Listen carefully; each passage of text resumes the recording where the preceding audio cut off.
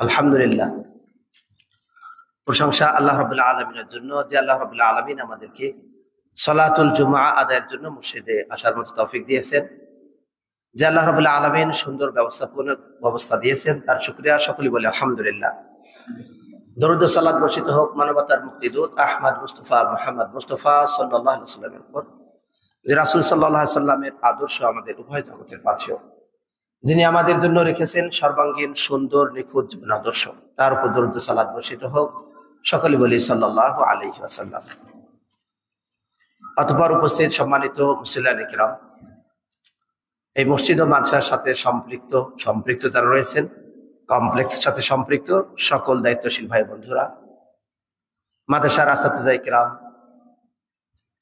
স্নেহের কচিকাঁচা ছাত্ররা, পর্দার আড়ালে প্রিয় বোনেরা, আজকে আপনাদের সামনে আমি যে বিষয় নিয়ে আলোচনা করবো বলে আশা করছি তা হলো নওয়াকিদুল ইসলাম। ইসলাম বিনষ্টকারী কিছু বিষয় নিয়ে আলোচনা করব। যদিও বিষয় অনেক লম্বা, এর মাঝে দুই একটি বিষয় একটু বিস্তারিত আলোচনা করে সংক্ষিপ্ত আকারে আরো কিছু পয়েন্ট আলোচনা করে শেষ করবো বিইজনিল্লাহি তাআলা। এই আলোচনার আগে বলতে চাই যে এটি মূলত একটি দাওয়া। জুমার খুতবার মাধ্যমে আমরা যে আলোচনা করে থাকি, এটিও একটি দাওয়াতি কাজ। আর এই আলোচনা আপনার আমার সকলের জন্য একটি দাওয়া। এটা তাদের জন্য আহ্বান, তাদেরকে ভেবে দেখার জন্য আহ্বান আজকের এই আলোচনা। যাদের অন্তর সজাগ সচেতন, যারা আল্লাহমুখী হয়, যারা আল্লাহকে ভয় করে, আনুগত্য করে, বিনয় নম্র হয়, যারা গবেষণা করে, ভেবে দেখে, যা শুনবে তারা তা মান্য করার জন্য শুনবে, অনুধাবন করবে, তাদের জন্য এই আহ্বান। যাদের জ্ঞান রয়েছে, যারা বিচক্ষণ, অনুরূপভাবে এটি আহ্বান যারা কোরআন এবং সুন্নাহ নিয়ে গবেষণা করবে এবং শুধু শোনা পর্যন্ত থেমে থাকবে না, গবেষণা করে দেখবে। তাদের কথাবার্তা হবে এমন, লা ইলাহা ইল্লা হুয়া, আল্লাহ ছাড়া সত্য কোনো ইলাহ নেই। তাদের কথা হবে যে তারা বলবে যে আল্লাহ তাআলা আমাদের যে জন্য সৃষ্টি করেছেন আমরা যেন তাই বাস্তবায়ন করি। আল্লাহ রাব্বুল আলামিন তাদের ব্যাপারে বলেন, লা ইলাহা ইল্লা হুয়া লাহুল হামদু ফিল উলা ওয়াল আখিরা ওয়া লাহুল হুকমু ওয়া ইলাইহি তুরজাউন। এমন ব্যক্তিবর্গরা কোরআন এবং সুন্নাহকে জানার পরে বলবে আল্লাহ ছাড়া সত্য কোনো ইলাহ নেই, তার জন্যই সকল কর্তৃত্ব, সকল আদেশ, সবকিছুই তার কাছেই সবকিছুই ফিরে যাবে। অতএব কর্তৃত্ব তারই চলবে। তাদের জন্য এই আলোচনা। অন্যদিকে আলোচনা তাদের জন্য যারা এই আলোচনা শুনে ঈমান বৃদ্ধি করতে চেষ্টা করবে। আবার এই আলোচনা তাদের জন্য যারা গাফিল, যারা বোঝে না, যারা অমনোযোগী, কোরআন এবং সুন্নাহর কথা যারা শুনতে চায় না, যাদের অন্তর আছে কিন্তু তা দ্বারা অনুধাবন করে না, যাদের চক্ষু আছে তা দ্বারা তারা সঠিকতা দেখতে চায় না, যাদের কান আছে কান দ্বারা তারা সঠিকটা শুনতে চায় না, তাদের জন্য এই আলোচনা। তারা যেন চতুষ্পদ জন্তুর মতো, বরং তার চেয়েও নিকৃষ্ট, আর তারাই হলো প্রকৃতপক্ষে গাফেল। এই আলোচনা অন্যদিকে তাদের জন্য যারা ইসলামের ব্যাপারে ইসলামের বিরুদ্ধাচরণ করে, ইসলামের উপরে আঘাত করতে সচেষ্ট হয়, অথচ তারা ইসলামকে চেনেনি, ইসলামের বিধানকে অবজ্ঞা করে, অথচ ইসলামের বিধানের মর্মার্থ তারা বোঝেনি। যারা কোরআনুল কারীমের সমালোচনা করে, অথচ কোরআনুল কারীম পড়েনি, অর্থ বোঝেনি, কোরআনুল কারীমের ভাষা বুঝতে সক্ষম না, এর তাৎপর্য বোঝেনি, এর মর্যাদাও বুঝতে পারেনি, বরং কোরআন হয়তো সর্বোচ্চ বাংলা অর্থ করে, তার পাশে অতিক্রম করে, কিন্তু আল্লাহর আয়াতাবলী নিয়ে গবেষণা করার সক্ষমতা নাই, বরং তা থেকে তারা দূরে সরে যায়। অতএব তাদের জন্য এই আলোচনা যেন তারা সচেতন হয়, সজাগ হয়, অনুধাবন করে, তারা যেন বুঝতে পারে যে লা ইলাহা ইল্লা হুয়া ফাআন্না তুসরাফুন, আল্লাহ ছাড়া সত্য কোনো ইলাহ নেই। তাদেরকে কোন দিকে ফিরিয়ে দেওয়া হচ্ছে, তাদেরকে বিভ্রান্ত করে কোথায় নেওয়া হচ্ছে। অতএব তারা যেন সেই গাফিলদের মতো না হয়, যেটা পূর্বেই বলেছি। অন্যদিকে এই আলোচনা আমাদের যারা আজকে উপস্থিত রয়েছে তাদেরকেও বিশেষভাবে খেয়াল করে বলবো, আমরা যেন এই আলোচনাটি শুনি এমন ভাবে নিজের কান দিয়ে শোনার চেষ্টা করি। এমন না যে আলোচনাটা আমি যেন শুনছি অন্যের কান দিয়ে, অর্থাৎ অন্য কি বলে সেইটা নিয়েই আমি ব্যস্ত, কিন্তু আমি প্রকৃতপক্ষে নিজে উপকৃত হই না তাদের ব্যাপারে আল্লাহ তাআলা বলেন ওয়াইদা কিল রাহমাতুল্লাহি মা আনসালাল্লাহ ক্বালু বাল নাত্তাবিউ মা আলফাইনা আলাইহি আবানা আও লাউ কানা আবাউহুম লা ইয়াকিলুনা শাইআন ওয়া লা ইয়াহতাদুন। সূরা বাকারার 170 নম্বর আয়াত আল্লাহ তাআলা বলেন, যখন তাদেরকে বলা হয় যে আল্লাহ তাআলা যা নাজিল করেছেন তার দিকে তোমরা অনুসরণ করো, তার অনুকরণ করো, তখন তারা বলে আমরা কি এর অনুসরণ করবো? আমরা অনুসরণ করব যেমন আমরা আমাদের পিতৃপুরুষকে পেয়েছি, বাপ দাদাকে যেমন পেয়েছি আমরা সেভাবেই চলতে থাকবো। তাদের বাপ দাদা যদি অনুধাবন করতে না পারে, তারা যদি বুঝতে না পারতো, তারপরেও যদি তারা এমন কাজ করত, এরপরেও তারা কি সেই ধরনের কাজের অনুসরণ করবে? এমনকি যারা আজকে বুদ্ধিজীবী হিসাবে পরিচিত, যারা সচেতন, তাদের কাছে যদি আল্লাহ তাআলার নিদর্শন দেওয়া হয়, যদি আয়াত দ্বারা সুন্দর করে বোঝানো হয়, তবুও তারা ঈমান আনে না। আল্লাহ তাআলা বলেন ওয়া ইন ইয়ারাউ কুল্লা আয়াতিন লা ইউমিনু বিহা, যদি তারা সবগুলো আয়াত দেখে তবুও ঈমান আনবে না। কেমন কি তাদের ব্যাপারে আল্লাহ তাআলা আরো ফলাফল বর্ণনা করে দিয়েছেন, মাই ইয়াযুলিল্লাহু ফালা হাদিয়া লাহু, আল্লাহ রাব্বুল আলামিন যাকে ভ্রষ্ট করেন তাকে কেউ পথ দেখাতে পারে না। এমনকি তাকে আপনি যতই নিদর্শন দেখান না কেন, আপনি তাকে যত সুন্দর করে বুঝান আয়াত দ্বারা, তারপরেও যেন সে ঈমান আনবে না। আল্লাহ রাব্বুল আলামিন তাই তাদের ব্যাপারে আরো বলেছেন ওয়ামা তুগনিল আয়াতু ওয়ান নুযুরু আন কওমিন লা ইউমিনুন, যারা ঈমান আনে না, এই সম্প্রদায়ের কাছে ভীতি প্রদর্শনকারী যতই আসুক এবং তাদের কাছে আয়াতাবলী যতই আসুক না কেন, সেগুলো তাদের কোনো উপকার করে না। এই জন্য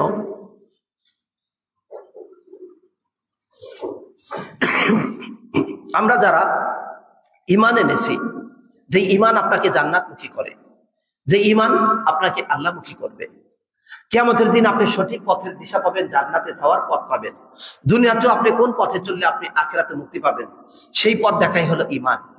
ঈমান ছাড়া জান্নাত পাওয়া সম্ভব না। অথচ এই ঈমান এমন ভাবে আমাদের কাছ থেকে নষ্ট হয়ে যায়, আমরা টেরও পাই না। প্রথম নাম্বার প্রশ্ন, ঈমান কি আসলেই নষ্ট হয়? ঈমান যে নষ্ট হয় তার বাস্তবতা আমরা বুঝবো কিভাবে? যেমন একটি উদাহরণ দিলে আমরা সহজে বুঝতে পারবো।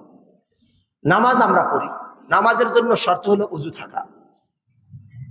তাহলে ওযু যদি নষ্ট হয়ে যায় তাহলে ওই নামাজ পড়ে কোনো লাভ নেই। ওযু নষ্ট হওয়ার জন্য যেমন কিছু কারণ রয়েছে, বায়ু নির্গত হলে ওযু নষ্ট হয়ে যায়, এমনকি নামাজ যেমন নষ্ট হয়ে যায়, নামাজের ভিতরে আপনি যদি হালাল কথাবার্তা, অন্যের সাথে কোনো একটা ব্যবসা বাণিজ্যের বিষয়ে কোনো কথাবার্তা যেটা অন্য সময় বৈধ, এই কথাবার্তা যদি আপনি নামাজের মাঝে বলেন তাহলে নামাজ নষ্ট হয়ে যাবে, ওই নামাজ কোনো কাজে আসবে না। অনুরূপ ভাবে ঈমান এটাও অতি শক্তিশালী, এর দ্বারা জান্নাত পাওয়া, এর দ্বারা আল্লাহর সন্তুষ্টি পাওয়া সম্ভব, কিন্তু এর মাঝে কিছু কাজ করলে সেই ঈমান আর কোনো কাজে আসবে না।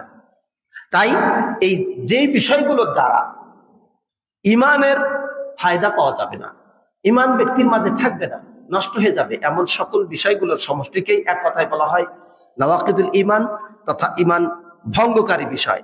এগুলো অনেক রয়েছে, তবে সবচেয়ে পরিচিত এবং সবচেয়ে বেশি যেটা মানুষের সামনে আসে এমন কয়েকটি বিষয় আমরা আলোচনায় নিয়ে আসবো বিইজনিল্লাহ। ঈমান এটাকে ভঙ্গকারী, ঈমানকে নষ্টকারী যে বিষয়গুলো, তার মাঝে সবচেয়ে বড় যেটা, সেটা হলো শিরক। যে শিরকের বাস্তবতা আমরা অনেক সময় বুঝতেই পারি না, অথচ এটা ঈমানকে নষ্ট করে দেয়, আর ঈমানের বিপরীত কুফর। সুতরাং প্রথমত আমরা দেখবো যে শিরক সম্পর্কে, শিরক কিভাবে ঈমানকে বিনষ্ট করে। শিরকের আসল হলো, মূল হলো অন্য কিছুকে শরীক করা, অংশীদার সাব্যস্ত করা। অর্থাৎ আপনি আল্লাহ রাব্বুল আলামিনের ক্ষেত্রে কোনো শরীক সাব্যস্ত করবেন, অন্য কিছুকে অংশীদার সাব্যস্ত করবেন। সেটা হতে পারে আল্লাহ তাআলার রুবুবিয়্যাত, তথা আল্লাহ তাআলা যে সব কিছুকে পালন করেন, লালন করেন, সেই ক্ষেত্রে, জীবন দেন, মৃত্যু দেন, এই ক্ষেত্রে, অথবা তার উলুহিয়্যাত, তথা আল্লাহ তাআলার জন্য যে ইবাদত হতে হবে, সেই ইবাদতের ক্ষেত্রে আপনি আল্লাহ তাআলার ইবাদত না করে অন্য কাউরে কোনো ধরনের ইবাদত করা, অথবা আল্লাহ তাআলার জন্য যেই নাম গুণাবলীগুলো সাব্যস্তকরণ দরকার, সেই নাম, সেই বৈশিষ্ট্য, গুণাবলী অন্যের জন্য সাব্যস্ত করা, সেটার নাম শিরক। শিরকটা আল্লাহ তাআলার কাছে সবচেয়ে মারাত্মক অন্যায়। ইন্না শিরকা লাযুলমুন আযীম, নিশ্চয় শিরক মারাত্মক অন্যায়। এই শিরক যদি কেউ করে তাহলে শিরককারী ব্যক্তি যদি শিরক করে আল্লাহর সাথে, তাহলে পূর্বের যত যত রকমের ভালো কাজ আছে সবগুলো নষ্ট হয়ে যায়। যতই সবের কাজ করুক সেগুলো বাতিল হয়ে যাবে, কোনো ফল থাকবে না।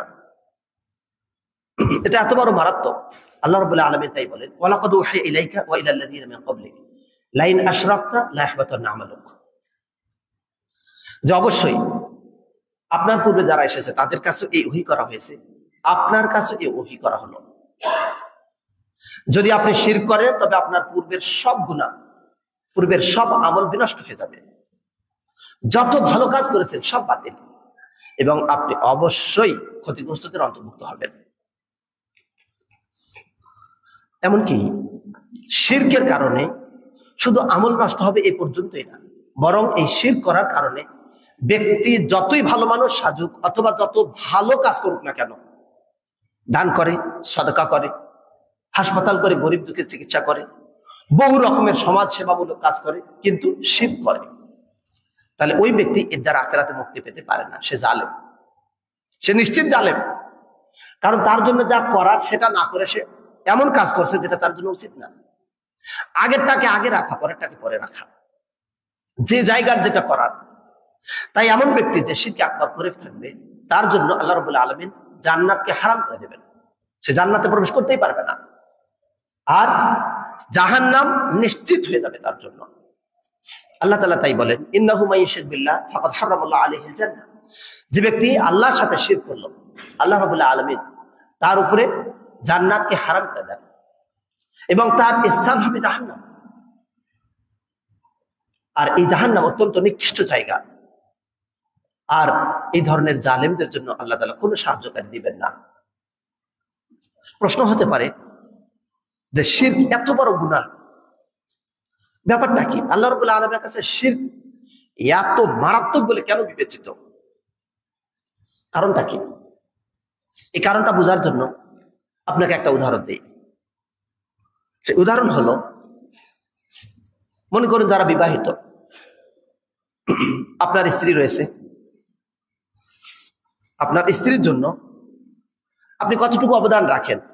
হয়তো সামান্য কিছু কসমেটিক্স অথবা কিছু আসবাবপত্র কেনা, বা স্বাভাবিকভাবে যেটুকু প্রয়োজন এটুকু মেটানোর আপনি চেষ্টা করেন।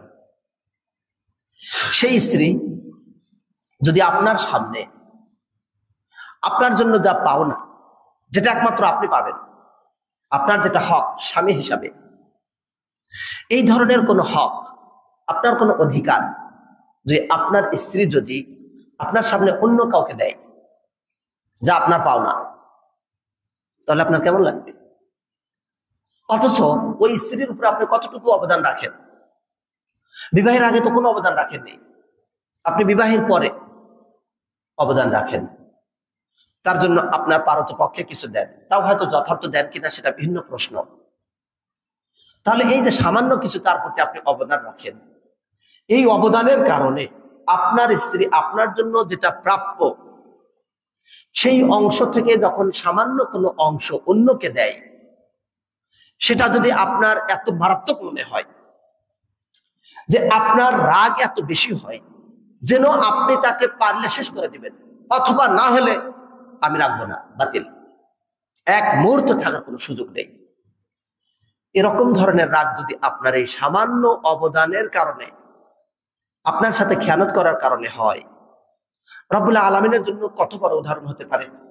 এটা একটা মাখলুকের ব্যাপার, অথচ রব্বুল আলামিন তিনি লালন করেন, পালন করেন সেই সময় থেকে যখন আপনার কোনো অস্তিত্ব ছিল না, কোনো অস্তিত্ব নাই, লাম ইয়াকুন শাইআন মাযকুরা, কিছুই ছিল না, সেই অবস্থা থেকে আল্লাহ তাআলা আপনাকে অস্তিত্ব নিয়ে এসেছেন, আপনাকে লালন করেছেন, পালন করেছেন, বড় করেন, সবকিছু দান করেন তিনি।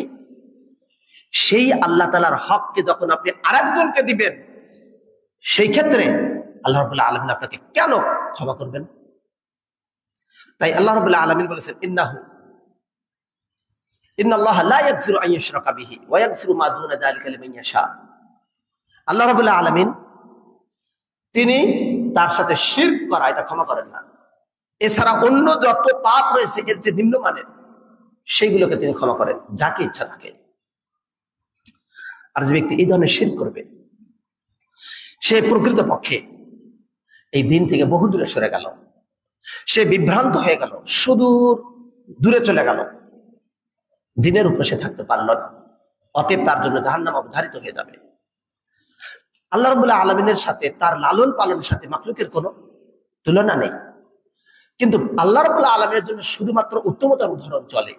মানুষের জন্য যদি এমন অবস্থা হয়, তাহলে আল্লাহ রাব্বুল আলামিনের ক্ষেত্রে কত বড় মারাত্মক। ওয়ালিল্লাহিল মাসালুল আ'লা। অতএব এই শিরক মারাত্মক অন্যায়। আল্লাহ রাব্বুল আলামিন তাই বলেন, আল্লাহ তাআলা বলছেন, হে মানব মণ্ডলী, তোমাদের রবকে তোমরা ভয় করো, যিনি তোমাদেরকে সৃষ্টি করেছেন এবং তোমাদের পূর্ববর্তীদেরকে সৃষ্টি করেছেন।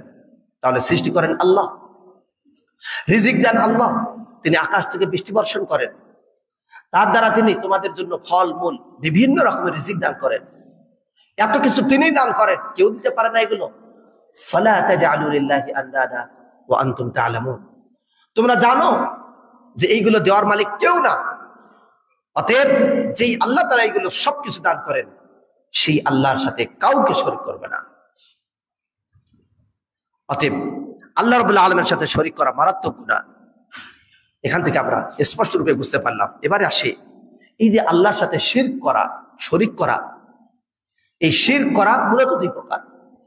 এক প্রকার শিরক অতি মারাত্মক, যা আল্লাহ তাআলা ক্ষমা করবেন না। এখানে প্রশ্ন একটি হতে পারে, কেউ শিরকে আকবার করলো, তাকে যদি আল্লাহ ক্ষমাই না করেন, তাহলে মুশরিক আবার মুসলমান হয় কিভাবে? যে মুশরিক সে তো মুসলমান হয়, সে তো শিরকে আকবার বহু করেছে।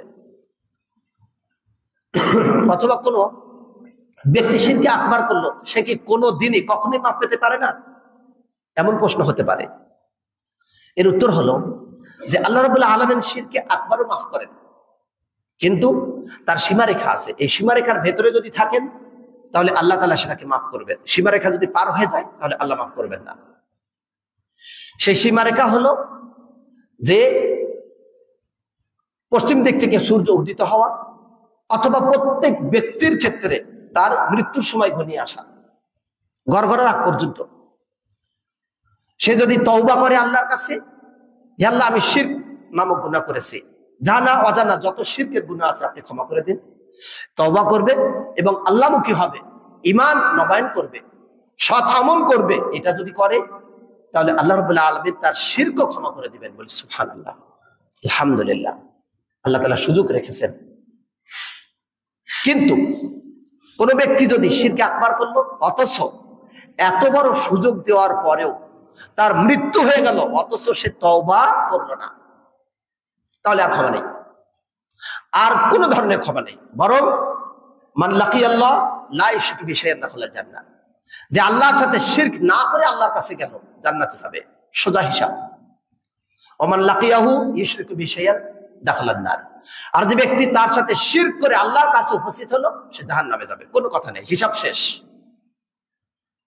অতএব সর্বশেষ মৃত্যুর আগেও যদি কেউ তওবা করে, আল্লাহমুখী হয়, তবে সেটার জন্য আবার সময় আছে। যখন মৃত্যু একেবারে কাছে চলে আসবে, আপনি মৃত্যু দেখতে পাবেন, তখন তওবা করবেন, ওই তওবা কবুল হবে না, তখন আর সুযোগ নেই, তার আগে করতে হবে। সেই মৃত্যুতে কখন আসবে আপনি আমি কেউ জানি না। তাই সর্বদাই শিরক থেকে বিরত থাকা, সর্বদাই শিরক থেকে বিরত থাকা। আল্লাহ বলেন, হে ঈমানদাররা, ইত্তাকুল্লাহ হাক্কা তুকাতি ওয়া লা তামুতুন্না ইল্লা ওয়া আনতুম মুসলিমুন। আল্লাহকে যথাযথ ভয় করো এবং ইসলামের উপরেই যেন তোমরা মরো। ইসলামের বাইরে থাকার কোনো সুযোগ নেই। যদি ইসলামের উপরেই থাকে, তবে সে ইসলামে মারা যাবে। আর যদি ইসলামের বাইরে থেকে মৃত্যুর সময় বলে আমি এখন ইসলাম গ্রহণ করব, এখন আমি চাই যে আমি আল্লাহমুখী হওয়ার জন্য আমি ঈমান আনলাম, আমি তওবা করলাম, সব করলাম, কিন্তু গ্রহণ হবে না, কারণ টাইম শেষ। এমন ঈমান এনেছিল কে? ফেরাউন। যখন মৃত্যু চলে আসলো, পানিতে ডোবার অবস্থা, তখন সে বলল এখন আমি ঈমান আনলাম, আন্নাহু লা ইলাহা ইল্লাল্লাযী আমানাত বিহি বানু ইসরাঈল ওয়া আনা মিনাল মুসলিমিন। আমি সেই সত্তার প্রতি ঈমান আনছি, যেই সত্তার প্রতি ঈমান এনেছিল বনী ইসরাঈল, তিনি ছাড়া সত্য কোনো ইলাহ নেই, আমি মুসলমানদের অন্তর্ভুক্ত হচ্ছি। এই কথা ফেরাউন নিজেও বলেছিল। এত বড় জাহেল, এত বড় অজ্ঞ, এত বড় শয়তান এবং এত বড় জালেম, সেও ফিরে আসতে চেয়েছিল, কিন্তু সময় শেষ, গ্রহণ হবে না। এখানে আপনার আরেকটি প্রশ্ন আসতে পারে যে ফেরাউনের ঈমানটা কেন গ্রহণ হলো না, কারণটা কি? হতে পারে কিনা? সে যেহেতু ঈমান আনলো, কেন? ওই যে বললাম শর্ত ফুরে গেছে, শর্ত যদি ফুরে যায় হবে না। কারণ ঈমান আনার জন্য শর্ত হলো গায়েবে বিশ্বাস করতে হবে। আল্লাযীনা ইউমিনুনা বিল গায়ব, গায়েবের প্রতি বিশ্বাস করে ঈমান আনতে হবে। আপনি যদি গায়েবের প্রতি বিশ্বাস না করে চোখ দিয়ে দেখেন যে এখন মৃত্যুর ফেরেশতা হাজির, তখন ঈমান আনলে কাজ হবে না। কারণ ওই ঈমান তো সকলেই আনবে। ফেরাউন তো দুনিয়াতে থাকতে এনেছে, কিন্তু সকল মানুষ একসময় আখিরাতে সবাই বলবে, আল্লাহ আমরা এখন ভালো হয়ে গেছি, এখন আমাদেরকে ফিরিয়ে দিন, আমরা এখন ঈমান আনতেছি, আমাদেরকে আপনি ফিরিয়ে দিন। লাআল্লী আমালু সালিহান ফিমা তারাকতু, আমি যে আগে ছেড়ে এসেছি এই জন্য আমি ভালো কাজ করব, অতএব আপনি আমাকে ফিরিয়ে দিন, তাহলে আমি গিয়ে ভালো কাজ করব। আল্লাহ তাআলা বলবেন, কাল্লা, কখনো না, এরা কখনোই আর ভালো হবে না, টাইম শেষ। ইন্নাহা কালিমাতুন হুয়া কাইলুহা, এটা তো মাত্র কথা, সে শুধু মুখে বলে। তাই তার ঈমান গ্রহণ হয়নি। কেন? যদি আপনাকে প্রশ্ন করা হয় কেন ফিরআউনের ঈমান গ্রহণ হলো না, কারণ ফিরআউন ঈমান আনার নিয়ম পালন করেনি।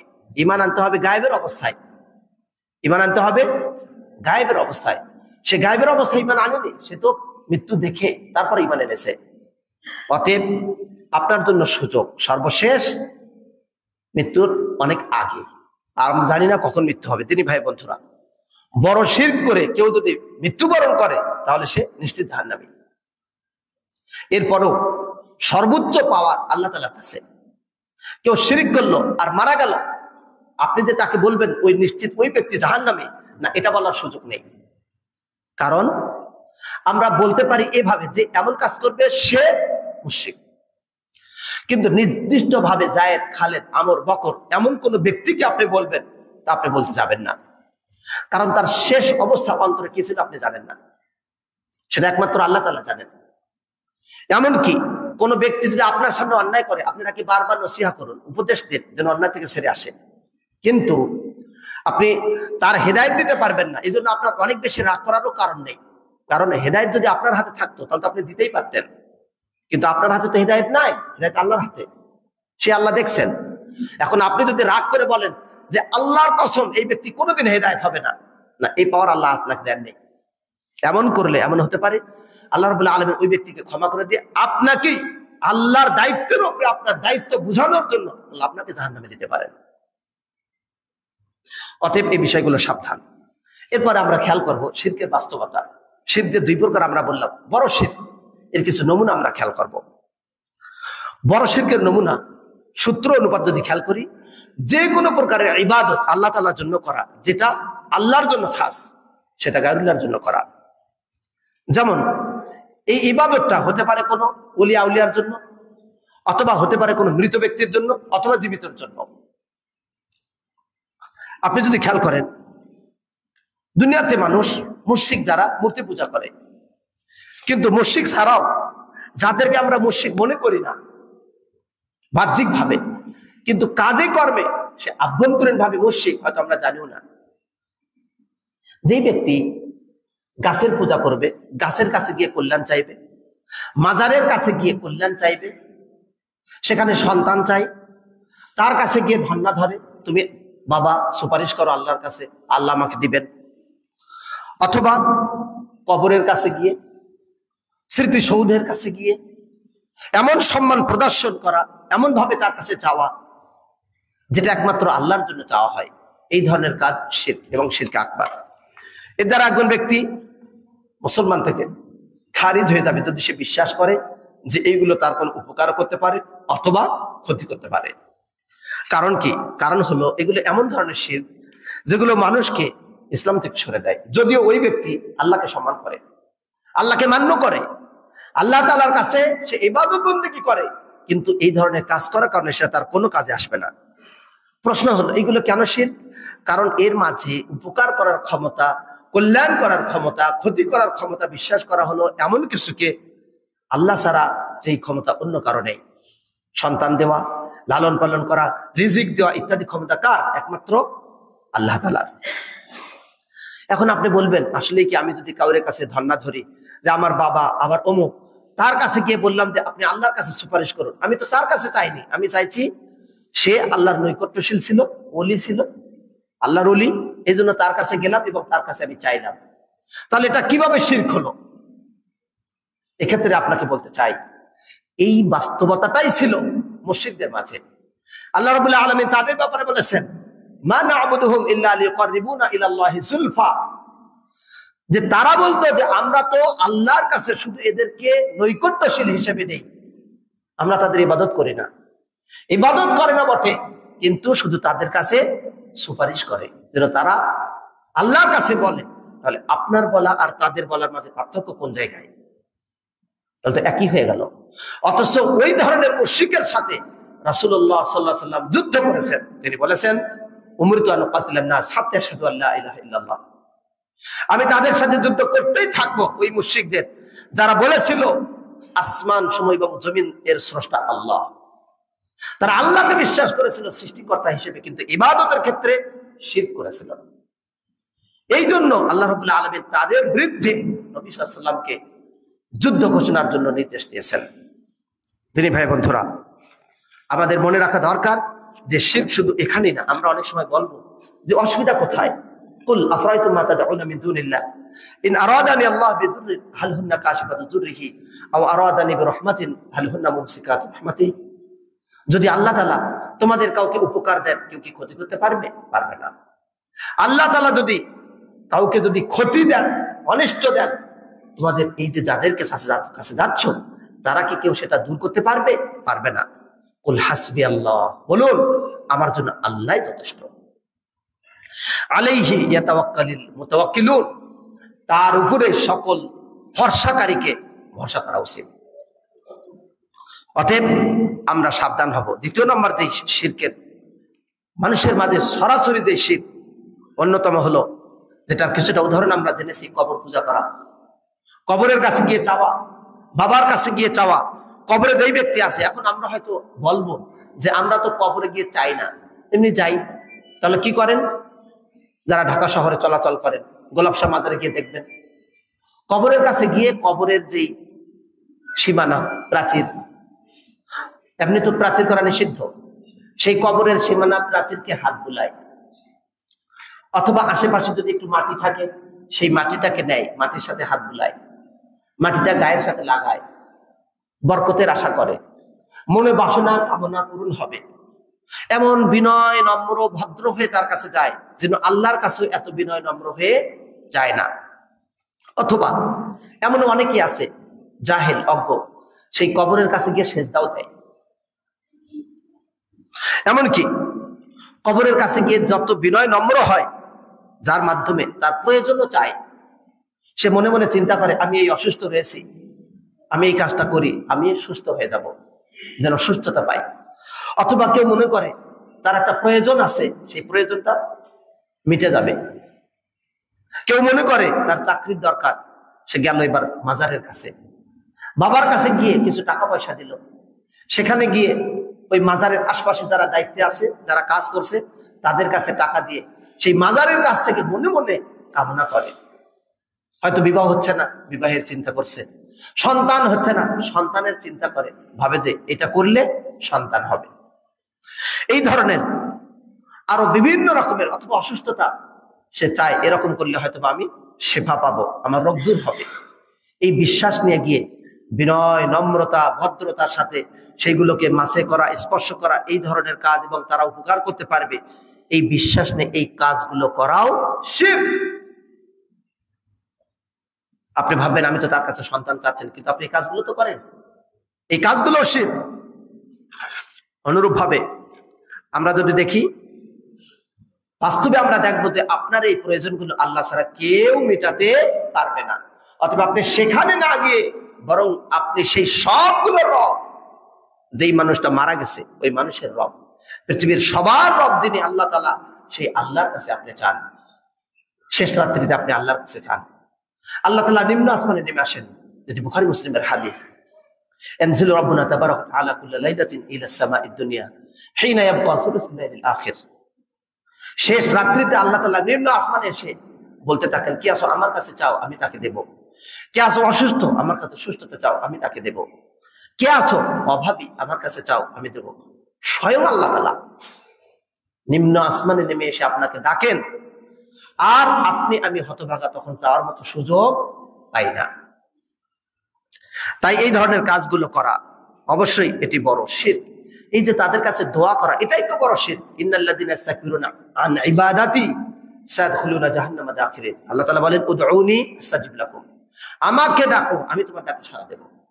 আর যারা এই দোয়া করা থেকে সরে যায়, দোয়াটা হলো ইবাদত, অতএব তার কাছে কি আপনি যদি দোয়া করেন সেটা ইবাদত হবে, সেটা হবে শিরক। আল্লাহর ইবাদত থেকে সরে নাই শুধু অহংকারীরা।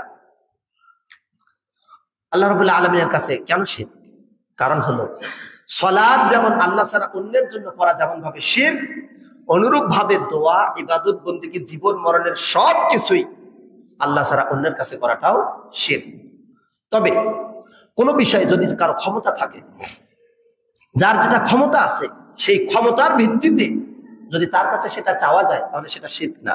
যেমন আপনি আছেন গাড়িতে অথবা কোন একটা ছোট গাড়িতে, হুন্ডাই, সাইকেলে, যে কোনো জায়গায়, অথবা আপনি একটা উঁচু জায়গাতে আছেন, নিচে একটা কলম পড়ে গেল বা অন্য কিছু পড়ে গেল, তখন আপনি বললেন ভাই আমাকে কলমটা দেন তো।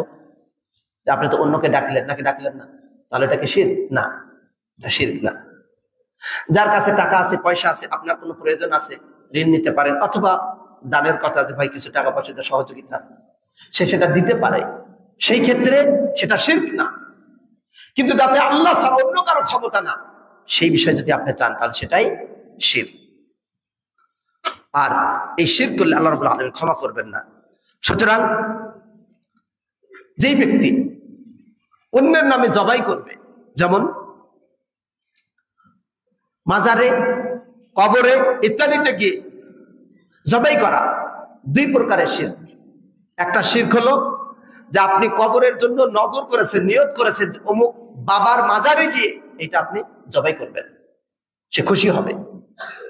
তাহলে এই নিয়তে যদি আপনি সেই কুরবানিটা রেখে দেন এবং সেখানে গিয়ে জবাই করেন তাহলে সেটা শিরক আকবার, ইসলাম থেকে শেষ। এমনকি আপনার সেখানে যাওয়ার দরকার নাই, আপনি তার নিয়ত করে যদি এখানে বসেই জবাই করেন, করে পাঠিয়ে দেন, তবুও সেটা শিরক। এমনকি আপনি তার নিয়ত করে তার নামে জবাই করলেন, আমি অমুক বাবার নামে, অমুকের নামে, তমুকের নামে এটা আমি উৎসর্গ করলাম, এই নিয়ত করে যদি করেন তাহলে সেটা শিরক আকবার। কখনো কখনো আপনি তার নিয়তে করলেন না, তার নামে করলেন না, আল্লাহর নামে জবাই করলেন, বিসমিল্লাহ আল্লাহু আকবার বলে জবাই করলেন, কিন্তু মনে মনে কারো সন্তুষ্টি কামনা করলেন যে অমুক যেন এই কুরবানির দ্বারা সন্তুষ্ট হয়, এই সন্তুষ্ট হওয়ার কামনায় যদি জবাই করেন তাহলে সেটাও শিরক আকবার।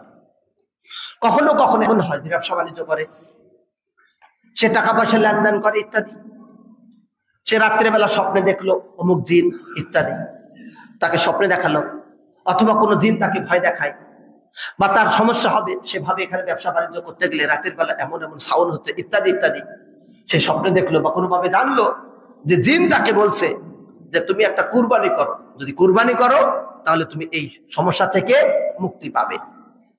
এখন সে সেই জিনের ভয়, জিন যেন খুশি হয় আর যেন কষ্ট না দেয়, এই কারণে সে যদি জবাই করে সেটাও শিরকে আকবার। কারণ সে কার জন্য জবাই করলো? গায়রুল্লাহর জন্য জবাই করলো।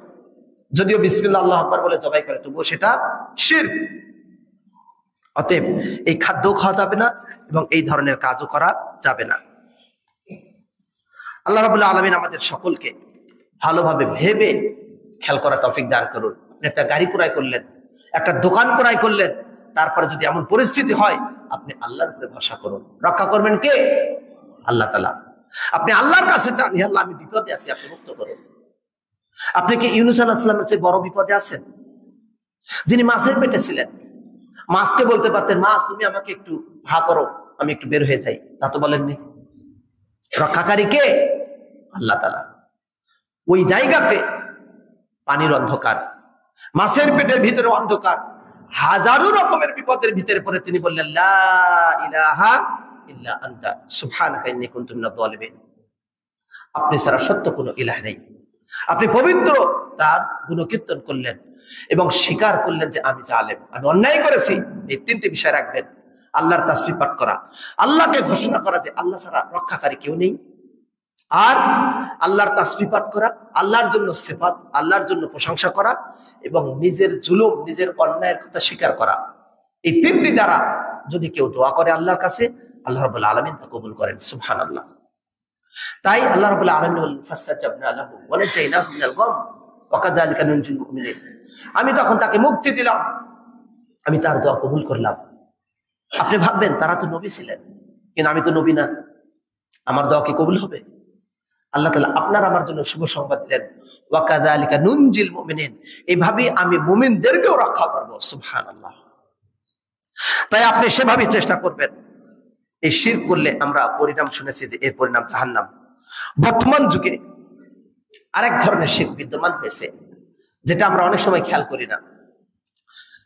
আল্লাহ রাব্বুল আলামিন যা হালাল করেছেন সেটাকে হারাম করা, এবং আল্লাহ তাআলা যা হারাম করেছেন সেটাকে হালাল করা, এটা শিরক। এটা শিরক আকবার। রাষ্ট্রীয় ব্যবস্থাপনায় যদি আল্লাহ তাআলার প্রদত্ত বিধান যা বৈধ, এই বৈধ কাজকে যদি অবৈধ বলে প্রমাণ করা হয়, তবে সেটা রাষ্ট্রীয় ব্যবস্থাপনা শিরক। যেটা আল্লাহ তাআলা হালাল করেছেন সেটাকে হারাম করার ক্ষমতা পৃথিবীর কারণে, যেটা আল্লাহ তাআলা হারাম করেছেন সেটাকে হালাল করার ক্ষমতা পৃথিবীর কারণে। অতএব পাশ্চাত্য সভ্যতার যে নীতি নিয়ম, সেই নিয়মগুলো যখন আমাদের কোরআন এবং সুন্নাহর বিপরীত হবে, সেই নিয়ম অনুপাতে আমরা ইসলামের সাংঘর্ষিক নিয়ম যদি আমরা গ্রহণ করি, তবে সেটাও শিরক, এবং শিরক আকবার। এমন শিরক করলে কেউ ইসলামের মাঝে থাকতে পারবে না। কেউ যদি বিশ্বাস করে হককে নাহক করার ক্ষমতা আল্লাহ ছাড়া আর কারো আছে, তাহলে অবশ্যই সে শিরক করে ফেলল। এ ব্যাপারে আল্লাহ তাআলা বলেন, ইত্তাখাযু আহবারাহুম ওয়া রুহবানাহুম আরবাবা মিন দুনিল্লাহ ওয়াল মাসিহ ইবনে মারইয়াম। ইহুদ খ্রিস্টানদের কথা আল্লাহ বলেছেন, তারা তাদের পাদ্রীদেরকে, তাদের আলেম ওলামাদেরকে, বিজ্ঞ ব্যক্তিদেরকে তারা রব হিসেবে গ্রহণ করেছে। রব, রব কাকে বলেন? রব আল্লাহ। রবের সংজ্ঞা, রব পাঁচটি বৈশিষ্ট্য যার মাঝে আছে, তিনি হলেন রব। কি? জীবনদাতা, আর কেউ পারবে না জীবন দিতে। মৃত্যুদাতা, আল্লাহ ছাড়া কেউ নেই। জীবনদাতা, মৃত্যুদাতা। খালেক, মালিক। এরপর সবকিছুর তিনি মালিক, 3 নম্বর গুণ। 4 নম্বর, তিনি সৃষ্টিকর্তা, সবকিছুকে তিনি সৃষ্টি করেন। এর সাথে আরেকটি গুণ, সারা বিশ্বের সব কিছুকে তিনি পরিচালনা করেন। এই 5টি বৈশিষ্ট্য যার মাঝে আছে, তিনি হলেন রব। এই জন্য মানুষের নাম রব হতে পারে না। আল্লাহ রাব্বুল আলামিন বললেন, তারা তাদের আলেম ওলামা পণ্ডিতদেরকে রব হিসেবে গ্রহণ করেছে। মারাত্মক কথা। তাহলে কিভাবে রব হিসেবে গ্রহণ করলো? আদী ইবনে হাতিম রাদিয়াল্লাহু আনহু বললেন, ইয়া রাসূলুল্লাহ, তারা তো রব হিসেবে গ্রহণ, আমরা তো রব হিসেবে গ্রহণ করতাম না। কারণ আদী ইবনে হাতিম তিনি ইসলাম গ্রহণ করেছেন, তিনি তাদের ব্যাপারে জানেন। তিনি তখন নবী সাল্লাল্লাহু আলাইহি ওয়াসাল্লাম বললেন, আমরা তো রব হিসেবে গ্রহণ করিনি। এটা কেমন কথা? আল্লাহ তাআলা এই কথা বললেন। তখন রাসূলুল্লাহ সাল্লাল্লাহু আলাইহি ওয়াসাল্লাম বললেন, আচ্ছা, তারা যেটাকে হালাল করে অথচ আল্লাহ হারাম করেছেন, সেটাকে তোমরা হালাল মানো কিনা? তখন তিনি বললেন, হ্যাঁ মানি। আর যেটাকে আল্লাহ তাআলা হালাল করেছেন অথচ তো তারাই সেটাকে হারাম করেছে, সেটাকে তোমরা হারাম বলে মানো কিনা? তখন তিনি বললেন, হ্যাঁ আমরা মানি। তখন রাসূলুল্লাহ সাল্লাল্লাহু আলাইহি ওয়াসাল্লাম বললেন, এটাই হলো রব হিসেবে গ্রহণ করা। অতএব সৃষ্টি যার, বিধান চলবে তার। রাজত্ব যার, বিধান চলবে তার। আল্লাহর সৃষ্টিতে থেকে, আল্লাহর জমিনে থেকে যদি আল্লাহর বিধান ভালো না লাগে, তাহলে হে মানব এবং জিন, তোমরা এই পৃথিবী ছেড়ে চলে যাও অন্য জায়গায়, যেখানে আল্লাহর কোনো রাজত্ব নেই। কিন্তু পারবে না। ইয়া মা'শারাল জিন্নি ওয়াল ইনস ইন ইসতাতা'তুম আন তানফুযু মিন আকতারিস সামাওয়াতি ওয়াল আরদি ফানফুযু লা তানফুযুনা ইল্লা বিসুলতান। হে জিন জাতি, হে মানব জাতি, তোমাদের যদি শক্তি থাকে, সামর্থ্য থাকে যে তোমরা চলে যাবে দূরে, আল্লাহর এই জমিন থেকে, আল্লাহর রাজত্ব থেকে বের হয়ে চলে যাও, কোথাও যেতে পারবে না, তবে আল্লাহর রাজত্বের মাঝে আসতে হবে। অতএব আইন চলবে তার, সৃষ্টি যার। সুতরাং আপনি যদি এমন বিধানকে মান্য করেন যেটা রাসূলুল্লাহ সাল্লাল্লাহু আলাইহি ওয়াসাল্লাম যে ব্যাপারে বলেছেন যে আল্লাহ রাব্বুল আলামিন যেভাবে দিয়েছেন সেইভাবে না মেনে সেটাকে অন্যভাবে মান্য করা, যেটা ইসলামে বিধান হালাল সেটাকে হারাম করা, আর ইসলামে যেটা হারাম সেটাকে যদি কেউ হালাল করে তাহলে এটা শিরক। অতএব বর্তমান প্রেক্ষাপটে নারী কমিশনের মাধ্যমে যেই ব্যবস্থাপনা করা হচ্ছে, যেখানে আল্লাহ তাআলা বিধান দিয়েছেন পুরুষের জন্য নারীর ডবল তথা নারীরা পাবে পুরুষের অর্ধেক, এই বিধানকে যদি আপনি সমতা করে দেন তাহলে আল্লাহর বিধানকে আপনি উল্টো করে দিলেন, আপনি মারাত্মক শিরকে লিপ্ত হয়ে গেলেন। এই বিধান আমাদের মান্য করা কখনোই সম্ভব না, এটা অসম্ভব। আল্লাহ রাব্বুল আলামিন বলেন লিযযাকারি মিসলু হাযিল উনসায়াইন, দুইজন নারীর সমতুল্য উত্তরাধিকারী সম্পদ পাবে একজন পুরুষ ভাই বোনের ক্ষেত্রে। অনুরূপ ভাবে আল্লাহ রাব্বুল আলামিন বিধান দিলেন আর-রিজালু খাওয়াবুনা আলান নিসা, পুরুষরা তারা কর্তৃত্ব করবে নারীদের, বিমা ফাদ্দাল্লাহু বা'দহুম আলা বা'দ ওয়া বিমা আনফাকু মিন আমওয়ালিহিম। দুইটি কারণ। এক, আল্লাহ রাব্বুল আলামিন পুরুষকে নারীর উপরে কর্তৃত্ব দিয়েছেন কারণ তাদেরকে আল্লাহ শ্রেষ্ঠত্ব দিয়েছেন নারীর উপরে, এটা একটি কারণ। আরেকটি কারণ, তারা সম্পদ ব্যয় করে নারীর জন্য। এই দুইটি কারণ। আপনি বলতে পারেন যে আমি কামাই করবো, তুমি বসে থেকে খাও, আমি তোমার দায়িত্বশীল, হবে না। কারণ আল্লাহ তাআলা তাকে রাজত্ব, আল্লাহ তাআলা তাকে শ্রেষ্ঠত্ব দিয়েছেন, সেটা তো আপনি বানাতে পারবেন না। অতএব পুরুষ তিনি হবেন কর্তৃত্বময়, অর্থাৎ তার নেতৃত্বে নারী চলবে। ঘরের নেতৃত্বে, রাষ্ট্রীয় নেতৃত্বে, সর্বক্ষেত্রে পুরুষের কর্তৃত্ব, নারী তাদের অধীন থাকবে। আপনি ভাববেন নারীকে আল্লাহ ঠকালেন কিনা, আপনার প্রশ্ন হতে পারে। না, অন্য হাদিসে রাসূলুল্লাহ সাল্লাল্লাহু আলাইহি ওয়াসাল্লাম বলেছেন নারীদের আল্লাহ তাআলা বুদ্ধিতে কমতি দিয়েছেন, নাকিসাতুল আকল। আপনি বলবেন তাহলে তাদেরকে কেন কম দেওয়া হলো, তাদের বুদ্ধি কেন কম দেওয়া হলো, পুরুষের সমান বুদ্ধি কেন দেওয়া হলো না? তাহলে আল্লাহ রাব্বুল আলামিনকে ইনসাফ করলেন। আপনার মাথায় এই প্রশ্ন আসতে পারে। মনে রাখবেন, সবসময় সমান দেওয়ার মানে ইনসাফ না, আদল না। মনে করুন আপনি একটি জায়গাতে কোন একটা কিছু দৃশ্য দেখছেন, আপনার পাশে একজন ছোট্ট বাচ্চা আছে, আপনার পাশে একজন বয়স্ক মানুষ আছে, কিন্তু সামনে একটা দেওয়াল, এই দেওয়ালের পিছন থেকে আপনি সামনের দিকে কোনো একটা সুন্দর দৃশ্য দেখছেন। ধরে নিন এখানে যদি ছোট্ট একটা দেওয়ালটা যদি একটু উঁচু থাকতো, দেখার জন্য কোনো একটা ব্যবস্থাপনা, সেই ক্ষেত্রে ছোট, মিডিয়াম, একজন বড়।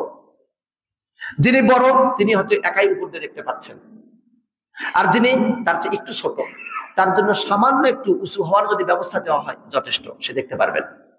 কিন্তু যে অনেক ছোট, এখন এই দুইজনকে যদি সমান দেওয়া হয় দেখার জন্য সাপোর্ট, কিন্তু একজন দেখতে পারবে আর একজন দেখতে পারবে না। কি দিতে হবে? যিনি বেশি ছোট তাকে বেশি সাপোর্ট দিতে হবে যেন তিনি উপরে উঠতে পারেন, আর যিনি তার চেয়ে একটু কম ছোট তাকে একটু কম সাপোর্ট দিতে হবে যাতে তিনি সমানভাবে সুন্দরভাবে দেখতে পারেন। আপনি বলেন সকলকে সমান দিবে, সকলকে যদি সমান দেওয়া হয় তাহলে তো সুন্দর ব্যবস্থাপনা হবে না। যদি পুরুষ এবং নারী উভয়কে যদি এক সমানভাবে বুদ্ধি দেওয়া হতো তাহলে কে কাকে মানত? কেউ কাউকে মানত না, বিশৃঙ্খলা তৈরি হয়ে যেত, সমাজ নষ্ট হয়ে যেত। আপনি যদি খেয়াল করেন আপনার অফিসের মাঝে যারা কর্মজীবী, একই স্তরের যে দায়িত্বশীলগণ রয়েছেন, কে কাকে মান্য করে? কিন্তু তার অধীনস্থ থাকতে হয়, তার চেয়ে নিচুমানের কিছু থাকবে, তারা তাকে মান্য করবে, তার চেয়ে আবার উঁচুমানের থাকবে, সে তাকে মান্য করবে। এইভাবে সুন্দর শৃঙ্খলার মাঝে মানুষ চলবে। যদি সকলকে আল্লাহ তাআলা ধনী করে দিতেন, সকলকে যদি প্রচুর অর্থ সম্পদ দিতেন, তাহলে আপনার টিউবওয়েলটা সুন্দর করে কে বানিয়ে দিত? বলতো আমার টাকা পয়সা অনেক আছে, আমি কেন যাবো? আরেকজনকে আল্লাহ গরিব করে দিয়েছেন যাতে তার দ্বারা একটি কাজ পান। আবার আপনাকে ওই গরিবের মুখাপেক্ষি করেছেন কারণ আপনি ওই কাজটা পারবেন না, ওটা সে পারে। ঢাকা শহরে যারা চলাচল করছে, একটু সামান্য ময়লা যারা নিয়ে যায়, এই কর্মের সাথে যারা ব্যস্ত, ওই লোকগুলো যদি না থাকে আপনি গন্ধে ঘরের ভিতরে মারা যাবেন। কিন্তু আল্লাহ তাদেরও ব্যবস্থাপনা করেছেন। অতএব নারীকে আল্লাহ তাআলা নাকিসাতুল আকল, একটু বুদ্ধির কমতি দিয়েছেন। কেন? নারীর যদি ভুল হয় তাহলে পুরুষ সে রজুল হাজেম, সে থাকবে দৃঢ়প্রত্যয়ী, সে তখন সহনশীল হবে, ধৈর্য ধরবে, সেটাকে কিভাবে মোকাবেলা করে সুন্দর সমাধান করা যায় সেই বুদ্ধি পুরুষ গ্রহণ করবে, সবর করবে এবং সুন্দর করে সমাধান করবে এবং তাদের মাঝে সুন্দর সম্পর্ক বিদ্যমান থাকবে। আর যদি সমান সমান হয়, কে কাকে মান্য করবে, সমাজে বিশৃঙ্খলা তৈরি হবে। এই জন্য আল্লাহ তাআলা যে সুন্দর ব্যবস্থাপনা দিয়েছেন, এই ব্যবস্থার উপরে যে হাত দিবে সে ধ্বংস হবে, কল্যাণ হবে না। দিনী ভাই বন্ধুরা, রব্বুল আলামিন বিধান দিয়েছেন পুরুষ নারীর কর্তৃত্ব করবে। এর মানে এই নয় যে প্রত্যেকটা পুরুষ প্রত্যেকটা নারীর চেয়ে জ্ঞানী, না। কখনো কোনো নারী তার স্বামীর চেয়ে বিচক্ষণ হতে পারেন, অস্বাভাবিক কিছু না। কিন্তু জাতিভাবে পুরুষ আর নারী জাতি, এই দৃষ্টিকোণ থেকে নারীর বুদ্ধি কমতি দেওয়া হয়েছে। এর দ্বারা ভারসাম্য রক্ষা করা হয়েছে, যেন সুন্দর শৃঙ্খল ভাবে মানুষ চলতে পারে। প্রত্যেককে নিজের মতো করে 100-100 হয়, কে কাকে মানবে, সমাজ বিশৃঙ্খল হয়ে যাবে। আপনি আল্লাহর চেয়ে বেশি বোঝেন না। আল্লাহ রাব্বুল আলামিন তিনি সৃষ্টি করেছেন এবং তিনি সবকিছু জানেন। আলা ইয়ালামু মান খালাকা ওয়া হুয়াল লাতীফুল খবীর। সে কি জানে না যে কে তাকে সৃষ্টি করেছে? সৃষ্টি যিনি করেছেন, এই মাখলুকের মাঝে কি কি উপাদান রয়েছে, তার জন্য কি চাহিদা, সেটা তো তিনি জানেন। সেই অনুপাতেই তিনি দিয়েছেন। আর আপনি পাশ্চাত্য থেকে ধার করে নিয়ে আসছেন, এটা চলতে পারে না। অনুরূপভাবে নারীকে পুরুষকে সমান অধিকারের কার্যক্রম করা, এটা চলবে না। 3 নম্বর যে সমস্যা, ওয়াসলিল বেহায়াপনা। এই ক্ষেত্রে আল্লাহ রাব্বুল আলামিন বিধান দিয়েছেন, ওয়ালা তাকরাবুস জিনা ইন্নাহু কানা ফাহিশা। ব্যভিচার এটা অশ্লীল, বেহায়াপনা এবং এটা খারাপ, নিকৃষ্ট। এর তোমরা কাছেও যাবে না, কাছেই যাবে না। আর যেই কাজটা অশ্লীল, যে কাজটা বেহায়াপনা, যেটা মানুষ নিকৃষ্ট বলে জানে, সমাজ নিকৃষ্ট জানে, শরীয়ত যেটাকে নিকৃষ্ট বলে সমাধান করে দিয়েছে, শরীয়ত যেটাকে খারাপ বলেছে, সেই নিকৃষ্টতম ব্যভিচারের কাজকে আপনি একটি কর্ম বলে মানুষের কাছে সম্মানজনক প্রকাশ করতে থাকবেন, এটা কোনোদিন শরীয়তের পক্ষে হতে পারে না। এটা অবশ্যই আল্লাহর শরীয়তকে পাল্টে দেওয়া। তাই এই ধরনের শিরকি কাজ, আল্লাহর বিধানকে পাল্টানোর মতো দুঃসাহস যেন বাংলাদেশের মাঝে না ঘটে। এজন্য আমরা প্রথমত রাষ্ট্রীয়ভাবে যারা দায়িত্বশীল রয়েছেন তাদের জন্য আহ্বান করব, এটা অবশ্যই বিবেচনা করে কোরআন এবং সুন্নাহ বিরোধী কোনো আইন যেন বাংলাদেশে আর কখনো না আসে, সেই দিকে সকলেই সচেষ্ট থাকবো। আল্লাহ তাআলা আমাদের তৌফিক দান করুন, আমিন। এর সাথে যারা সংশ্লিষ্ট তাদেরকে অতি দ্রুত অপসারণ করে, তাদেরকে সুন্দর সমাধান করে, তাদেরকে বুঝে হয় ভালো হবে। না হলে এই অন্যায় কাজের জন্য তাদেরকে প্রয়োজনে যথাযথ ব্যবস্থা নিয়ে তাদেরকে শিক্ষা দেওয়া উচিত। বিশেষ করে এই বিষয়গুলো নিয়ে সুন্দর সমাধানের জন্য খাঁটি ভাবে বুঝতে হবে। আল্লাহ তাআলা আমাদেরকে সত্যিকার অর্থে দ্বীনের কাজের জন্য তৌফিক দান করুন, আমিন। ওয়া আখিরু দাওয়ানা আলহামদুলিল্লাহি রাব্বিল আলামিন।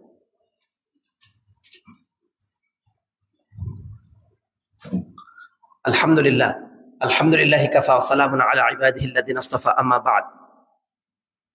ফাআউযু বিল্লাহি মিনাশ শাইতানির রাজীম। বিসমিল্লাহির রহমানির রহিম। সম্মানিত উপস্থিতি, প্রিয় দ্বীনী ভাই বন্ধুরা, পর্দার আলেম মা বোনেরা, আমরা বললাম যে নাওয়াকিজুল ইসলাম, ইসলামের যেই ভঙ্গকারী বিষয়গুলো, তার মাঝে আমরা একটি জানলাম শিরক। এই শিরকের সাথে আর অনেকগুলো বিষয় আছে। তার মাঝে একটি হলো যে আল্লাহ এবং বান্দার মাঝে মধ্যম সৃষ্টি করে আল্লাহর কাছে যাওয়া, যে ব্যাপারে আমরা কিছু উদাহরণ চেয়েছি। অন্যতম উদাহরণ আমরা যদি খেয়াল করি, অনেকেই আছেন মসজিদে নববীতে যান, জিয়ারা করতে যান, উমরা করার পরে রাসূলুল্লাহ সাল্লাল্লাহু আলাইহি ওয়াসাল্লামের কবরের কাছে গিয়ে ইয়া মুহাম্মদ আগেছিনি, হে মুহাম্মদ সাল্লাল্লাহু আলাইহি ওয়াসাল্লাম, আমি বিপদে আছি, কষ্টে আছি, তার দিকে তাকিয়ে তার কাছে দোয়া করা। মনে করে তিনি হয়তো রক্ষা করতে পারবেন। কিছু মানুষ বিশ্বাস করেন সারা বিশ্বে অনেক উলিয়া গাউস কুতুব আছে, তারাই দুনিয়াকে চালায়, তারা যদি খুশি থাকে আমার এই উপকার হবে, তাদেরকে মাধ্যম করে আল্লাহর কাছে চাওয়া, এই ধরনের চাওয়া মারাত্মক অন্যায়। এমনকি কেউ কেউ মনে করে যে তুমি তার কাছে যাও, কিয়ামতের দিন সে সুপারিশ করবে, অথচ আল্লাহর কাছে সুপারিশ কেউ করতে পারবে না। শুধু সেই পারবে যাকে আল্লাহ অনুমতি দিবেন, যার জন্য সুপারিশ করবে তার প্রতি আল্লাহ সন্তুষ্ট থাকবেন, তবেই সম্ভব। মান যাল্লাযী ইয়াশফা'উ ইনদাহু ইল্লা বিইযনিহি, তার অনুমতি ছাড়া কে সুপারিশ করবে? কেউ পারবে না। এই ধরনের বিশ্বাস রাখা অন্যায়। এমনকি কেউ রিজিক অন্বেষণের ক্ষেত্রে এমন চেষ্টা করে থাকেন। 3 নম্বর যেটি কারণ ইসলামকে নষ্ট করে দেয়, তাগুতের প্রতি বিশ্বাস করা। তাগুতের প্রতি বিশ্বাস করা, তাগুতকে মান্য করা, অথচ ইসলামের দাবি তাগুতকে অস্বীকার করা। ফামান ইয়াকফুর বিত-তাগুত ওয়া ইউমিন বিল্লাহ, তাগুতকে অস্বীকার করে আল্লাহর প্রতি ঈমান আনে। কেউ কেউ মুশরিকদের কাছে যায়, মুশরিকদের কাছে সাহায্য চায়। এই তাগুতকে অস্বীকার করা হতে পারে মুখ দিয়ে অস্বীকার করা, হতে পারে কাজের মাধ্যমে অস্বীকার করা। সুতরাং কাজের মাধ্যমে অস্বীকার করা সেটা কি? যেখানে তাগুত মুশরিক মুসলমানদের উপরে আক্রমণ করবে, তখন কোন মুশরিকদের পক্ষে কোনো কথা বলা যাবে না। বলতে হবে কার পক্ষে? মুসলিমের পক্ষে। মুসলিমের পক্ষে ইসলাম থেকে সরে দেয় তার মাঝে অন্যতম আরেকটি কারণ মুশরিকদেরকে সাহায্য করা ইমানদারদের বিপক্ষে। আজকে আপনি আমি মুসলিম, যেখানে দেখা যাবে মুসলিম এবং মুশরিক দ্বন্দ্ব। মুশরিক সে মুসলমানকে আক্রমণ করছে, সেই ক্ষেত্রে আপনি মুশরিকের পক্ষে একটিও সাপোর্টমূলক কথা বলতে পারবেন না, কারণ এটা ওই মুশরিককে আরো উৎসাহিত করবে। আমরা যেমন ভাবে ফিলিস্তিনের বিপক্ষে, অর্থাৎ ফিলিস্তিনের বিপক্ষে যে আক্রমণকারী ইহুদ, ফিলিস্তিনের বিপক্ষে আক্রমণকারী ইহুদ যেভাবে আক্রমণ করার কারণে আমরা ফিলিস্তিনের পক্ষে আন্দোলনে আছি, ফিলিস্তিনের পক্ষে আমরা দোয়া করছি, ফিলিস্তিনের পক্ষে আমরা চেষ্টা করছি, প্রয়োজনে অর্থ দিয়ে সাহায্য যতভাবে পারি করব। কিছুই যদি না পারি, ইসরায়েল পণ্য বয়কট করে আমরা সাহায্য করতে পারি ফিলিস্তিন ভাইদেরকে। অনুরূপ ভাবে আমাদের পার্শ্ববর্তী দেশ, সেখানেও মুসলিম নির্যাতিত হবে, আমরা মুশরিকদের পক্ষে সাফাই গাইব, তা হতে পারে না। সেটি আমাদের সাবধানতার বিষয়। কারণ মুসলমান সারা বিশ্বের যেখানেই থাক না কেন, ইন্নামাল মুমিনুনা ইখওয়া, মুমিনরা ভাই ভাই। আর এই ক্ষেত্রে আমরা আবেগের তাড়নায় বহুত কিছু করে ফেলবো, কিন্তু পরে বিবেককে হারিয়ে ফেলবো, তা যেন না হয়। জোশে হোশ যেন না হারায়। আপনার হুশ হারিয়ে জোশ দেখাবেন, তা হবে না। সুচিন্তিত ভাবে আহ্বান করবো যারা রাষ্ট্রীয় দায়িত্বে রয়েছেন, তারা যেন সেই বিষয়গুলো বিশেষভাবে খেয়াল করে থাকেন। আজকে যারা রাষ্ট্রীয় বিভিন্ন দায়িত্বে থেকে মুসলিমদের কোন নিয়ম নীতিকে, কোন সুন্নাতকে অবজ্ঞা করে, আর যদি বলে যে এই বিষয়গুলো ইসলামের, এই বিষয় আমাদের এখানে দরকার নেই, বরং বর্তমান সমাজে এটা দরকার, ইসলাম অনেক আগের শিখলে হয়ে গেছে, এটা এখন চলে না, এই ধরনের কথা বলা ইসলাম থেকে সরে যাওয়ার জন্য যথেষ্ট। অতএব তারা ইসলামে থাকতে পারে না। তাই আমাদের সর্বদাই ইসলাম বিধ্বংসী সকল কাজ থেকে সাবধান থেকে চলার তৌফিক দান করুন। আল্লাহ রাব্বুল আলামিন আমাদেরকে হেফাজত করুন, আমিন। আমরা যেন ইমানে থাকতে পারি, ইমান বিধ্বংসী কাজ থেকে যেন আমরা সচেতন থাকি, আল্লাহুম্মা আমিন। রব্বানা আতিনা ফিদ দুনিয়া হাসানা ওয়া ফিল আখিরাতি হাসানাতাও ওয়া কিনা আযাবান নার। প্রিয় দিনী ভাই বন্ধুরা, আসলে নওয়াকিদুল ইসলাম, ইসলাম বিধ্বংসী অনেকগুলো বিষয় আছে, এগুলো বিস্তারিত বলতে গেলে আরো অনেক সময় দরকার। আমাদের ক্ষুদ্র যতটুকু আমরা জানলাম, সেই জানা অনুপাতে আমরা যেন ইসলাম বিধ্বংসী কাজ থেকে বিরত থাকি। আল্লাহ তাআলা তৌফিক দান করুন, আমিন। বিশেষভাবে আজকে দোয়া করব, আমাদের এই মসজিদ মাদ্রাসা কমপ্লেক্সের সাথে অনেকেই সম্পৃক্ত, যারা বিভিন্নভাবে সহযোগিতা করেন, যারা বিশেষ বিশেষ ডোনার রয়েছেন, অনেক অর্থ সম্পদ দিয়ে মন উজাড় করে সাহায্য করে থাকেন এই কমপ্লেক্সকে, এর সাথে সংশ্লিষ্ট সকল উন্নয়নমূলক এবং ইসলামিক কার্যক্রমকে। যারা এই ধরনের ডোনার রয়েছেন, আল্লাহ রাব্বুল আলামিন সকলকে কবুল করুন, আমিন। তাদের দান আল্লাহ তাআলা কবুল করুন, তাদেরকে দুনিয়াতে ব্যবসা বাণিজ্য অর্থ সম্পদ সব ক্ষেত্রে বরকত দান করুন, আমিন। দ্বীনের কাজে সেটাকে পরিচালিত করার তৌফিক দান করুন, আমিন। এবং আখিরাতে তাদের জন্য জান্নাতুল ফিরদাউস নির্ধারণ করে দিন, আমিন। যারা মারা গেছেন এর মাঝ থেকে, তাদের জন্য বিশেষ করে দোয়া করি, আল্লাহ তাআলা তাদেরকে ক্ষমা করুন, আমিন। তাদেরকে জান্নাতুল ফিরদাউস দান করুন, আমিন। যারা অসুস্থ রয়েছে, আল্লাহ তাআলা তাদেরকে শিফায়ে কামিলা আজলা দান করুন, আমিন। আমাদের মা ও বোনদের মাঝে অনেকেই রয়েছেন, হয়তোবা মনের ভিতরে আশা থাকতে পারে, কিন্তু হয়তো কাউকে বলতে পারেননি, দোয়া চাইতে পারেন, আশা থাকতে পারে। রব্বুল আলামিন সকলের মনের সৎ আশাগুলোকে পূরণ করে দিন, আমিন। অসুস্থ ব্যক্তিকে শিফায়ে কামিলা আজলা দান করুন, এর সাথে যারা সম্পৃক্ত সকলকে কবুল করুন। বিশ্বের মুসলিম যেখানে যেখানে নির্যাতিত, আল্লাহ সকল নির্যাতিত মুসলিমকে তাদেরকে রক্ষা করুন, তাদের জন্য আল্লাহ সহায় হিসেবে যথেষ্ট হন, আমিন। সুবহানা রাব্বিকা রাব্বিল ইজ্জাতি আম্মা ইয়াসিফুন, ওয়া সালামুন আলা মুরসালিন, ওয়াল হামদুলিল্লাহি রাব্বিল আলামিন।